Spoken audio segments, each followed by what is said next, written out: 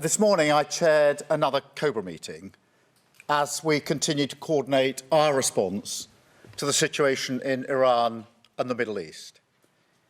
I know that people are worried sick about their family and friends who are caught up in this, about the impact on our lives and our economy, and about the potential for even greater escalation. They can hardly believe that yet again we're seeing missiles and drones falling and civilians in the firing line across the region. So I want to reassure the British public about the action that we're taking.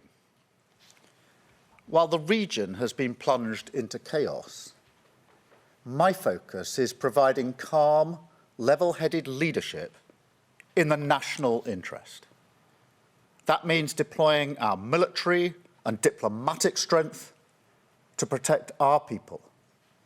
And it means having the strength to stand firm by our values and our principles, no matter the pressure to do otherwise. The long-standing British position is that the best way forward for the regime and the world is a negotiated settlement with Iran where they give up their nuclear ambitions. Now, that's why I took the decision that the UK would not join the initial strikes on Iran by the US and Israel. Now, that decision was deliberate.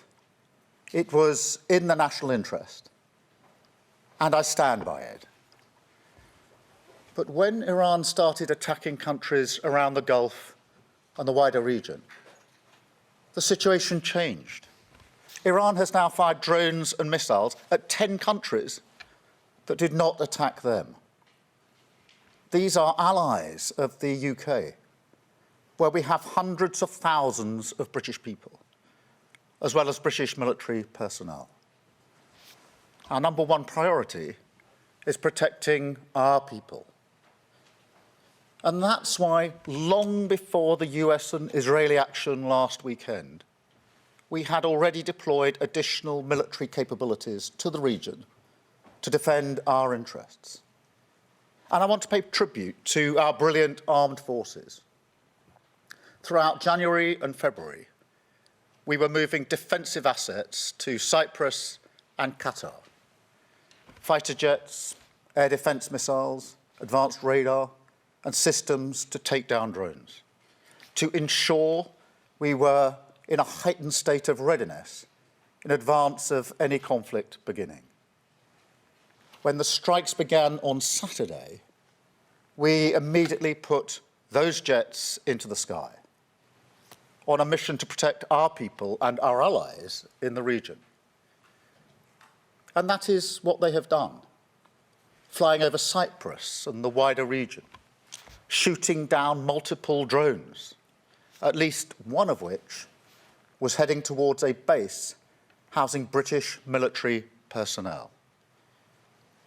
Our jets were in the sky again last night, over Jordan, Qatar, and other partners, refuelling in the air to prolong their mission. And we're constantly resupplying our jets and our missile stores. And we are responding to requests from allies in the region for further help. I can announce today that we're sending 4 additional Typhoon jets to join our squadron in Qatar, to strengthen our defensive operations in Qatar and across the region. Wildcat helicopters with anti-drone capabilities are arriving in Cyprus tomorrow. The Defence Secretary is on the ground in Cyprus right now, coordinating our work and meeting our brave servicemen and women. We're deploying HMS Dragon to the Mediterranean. And we have allowed the US to use British bases to conduct defensive operations to take out Iranian missiles before they're fired at our people and our allies. We will maintain this shield over British people in the region and our allies. We are working to strengthen it every day. and we're working as fast as possible to get our people out. As of today, over 140,000 individuals in the region have registered their presence, enabling us to get them the information and the support that they need. We have rapid deployment teams on the ground in Oman and Saudi Arabia. And our consular teams are helping hundreds of the most vulnerable individuals. Despite airspace closures, we're working around the clock with airlines, travel companies and governments to open safe routes home. More than 4,000 people have now arrived back in the United Kingdom on commercial flights from the UAE, including vulnerable Brits identified by our teams. A further 7 flights are due to leave the UAE for the UK today. And I can report that our first charter flight from Oman took off a few minutes ago. We will lay on additional charter flights in the coming days. British Airways is putting on daily flights from Oman, and we will keep working with all of our partners to increase the speed and capacity of this airlift.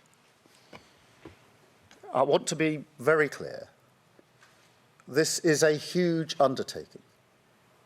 It's one of the biggest operations of its kind, many times bigger than the evacuation from Afghanistan. It's not going to happen overnight, but we will not stop until our people are safe. I also want to say a word about the economic impact.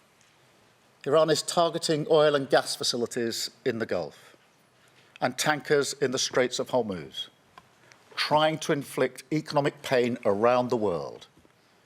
So we will continue to work with the industries affected and our allies to respond to any impact.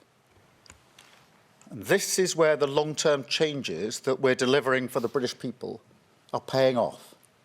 We have the right plan for defence, delivering the biggest increase in defence spending since the Cold War, to strengthen our armed forces and keep people safe.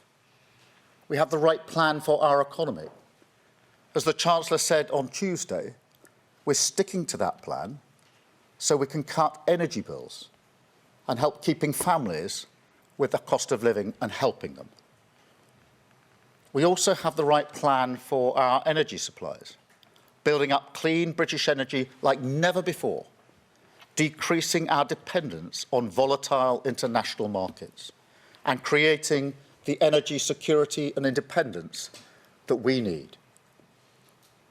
Faced with this new geopolitical crisis, the sad fact is that some will try to use it to divide us.